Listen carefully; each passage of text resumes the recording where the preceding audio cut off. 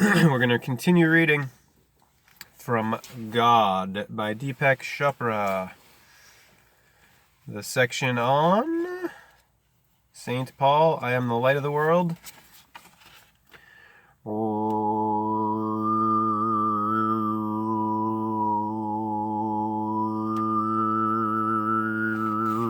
Do you see the owl here? Those are the eyes, obviously, and there is the beak in Washington's attire and his neck chest area there. You see the owl.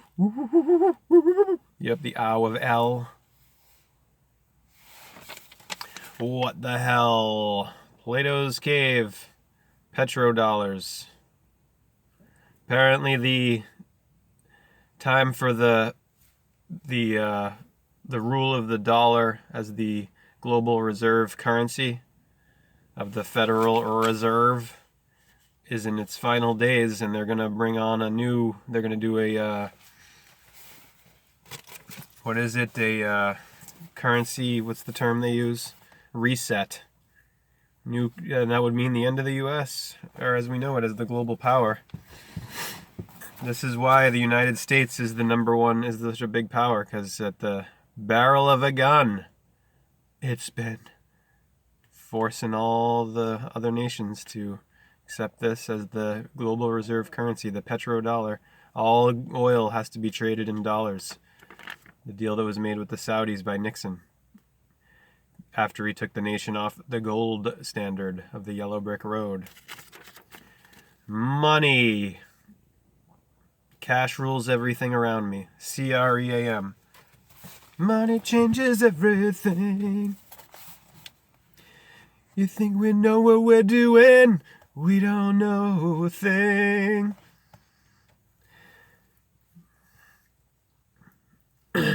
So we're at the part of where Paul is trying to get the sympathy of the crowd, I believe, right?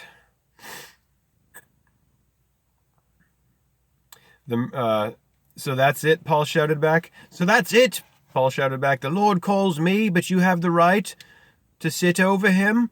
If I don't win your love, then God's love is cancelled. The murmuring quieted. Paul felt the slightest wave of sympathy. He had to play on it. When he was teaching, anyone could set eyes upon Jesus, he said, including the foolish eye, the ignorant eye, the lustful, vain, proud eye. I don't demean what you saw. You have a blessed eye, because you saw the Lord incarnate. At the same time, don't demean what I saw. The disgruntled had quieted down completely. He was beginning to win them over, but Paul knew that very few of them had the courage to think for themselves. They looked at Simon Peter, the rock, to find out what he thought. With a faint gesture that brought total silence, Peter had something to say. The Lord's blessing falls on everyone like the rain. This is what Peter's saying. The Lord's blessing falls on everyone like the rain. Didn't our master say so? Then how would you separate the worthy from the unworthy? It was an ambiguous utterance, and Paul faced it head on. The man I once was, Saul of Tarsus, would be unworthy if he were standing here. By the grace of the Lord he is dead. I had a second birth. The Virgo birth. Saul was 6 and Paul is 7. Higher consciousness. Grumbling arose. He had gone a step too far. The brothers were tired of hearing about Paul's miracle story, how Saul, the zealous persecutor of Christians, had been struck from his horse while riding from Jerusalem to Damascus, how the light of Christ blinded him for 3 days until it was restored. 3 days. Till it was restored by a gentle brother, Ananias. Paul repeated it in every sermon before Jews and Gentiles. Some might call that vanity. That's where we left off before, so I just wanted to recap, I guess. Now an old man, Cleopas slowly elbowed his way to the front. The company respectfully gave way. He nodded at Simon Peter, who said, "Bear witness." The room became quiet again. I was too afraid to walk with the master that terrible last day, said Cleopas. I didn't pick up his cross when he stumbled. From a distance I beheld the 3 crosses being raised on Golgotha, place of the skull, and I ran away. Cleopas gestured toward Paul.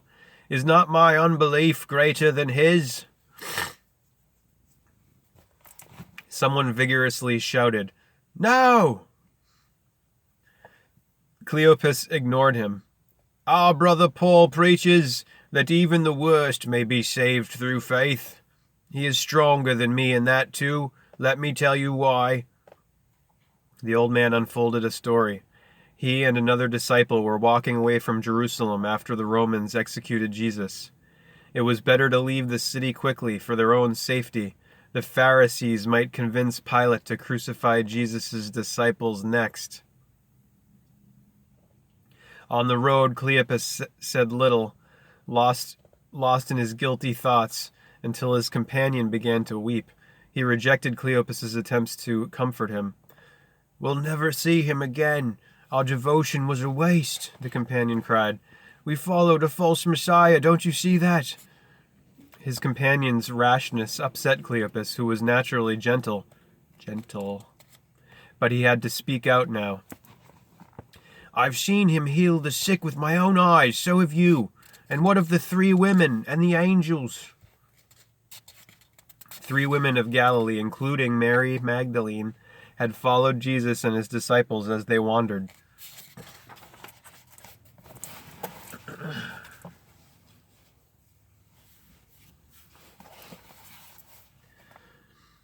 Had gone to the tomb. These same 3 had gone to the tomb of Jesus that morning and found it empty. Suddenly, as they stood in confusion, angels appeared to them, announcing that Jesus was alive. Death was nothing to God, and he had lifted his Son from the grave. The light.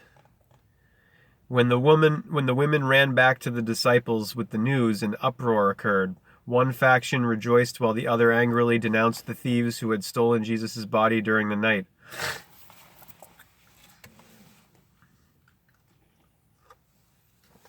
Stolen body during the night. Sound like JFK? I saw you rejoice with the women, Cleopas reminded his companion, and who would have replied sharply, but they were interrupted by a stranger approaching on the road. Instead of nodding and passing on his way, the stranger gave them a penetrating look. What were you just talking about? He asked, speaking in Aramaic. The two disciples shrugged nervously, unwilling to give hints about themselves. The stranger was a fellow Jew, but that didn't make him safe. You are walking from Jerusalem. Has something happened there? The stranger demanded.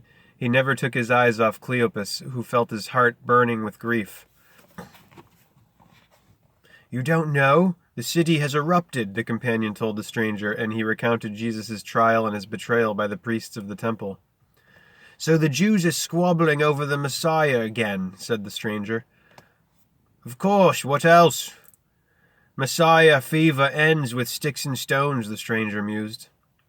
But the fever had not broken. Under Herod, the Romans had recently redoubled their persecutions.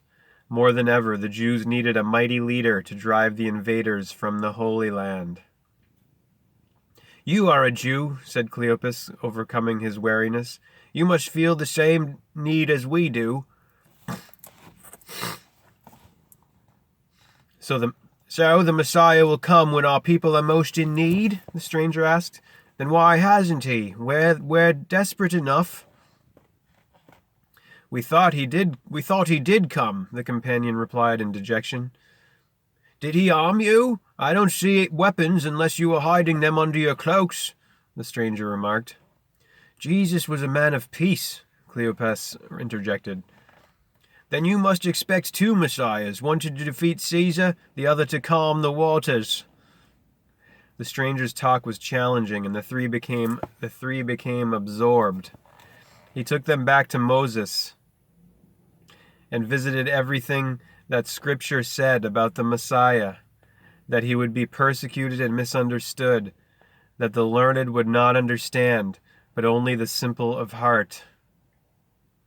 He would be a man of sorrows on this earth, but a king in heaven. "Our master is in heaven," cried Cleopas. Heaven. He was shaken by the anger that flared up in the stranger's voice. "Your master has fools for followers if he shows them miracles and still they do not believe." This was his only outburst, and it subsided quickly. When they reached the village of Emmaus, Cleopas knew a place friendly to disciples, and he invited the stranger, who was about to continue on, to have supper with them there. Seeing the darkening sky, he agreed. At this point in his tale, Cleopas had a hard time suppressing his emotion, which happens with old men, but he was not ashamed of it, as many old men are. "We sat down at table, the bread was brought, the stranger bent his head to bless it, and when he broke bread our eyes were opened. It was Jesus. God had blinded us to test our faith. Even as I rejoiced to see our master again, I trembled inside. For 3 days I had doubted him. How could I believe in a Messiah that the Romans could kill at their whim?" The old man pointed to Paul, raising his voice, which no longer quavered. "If I can be blessed to see our master alive, so can he."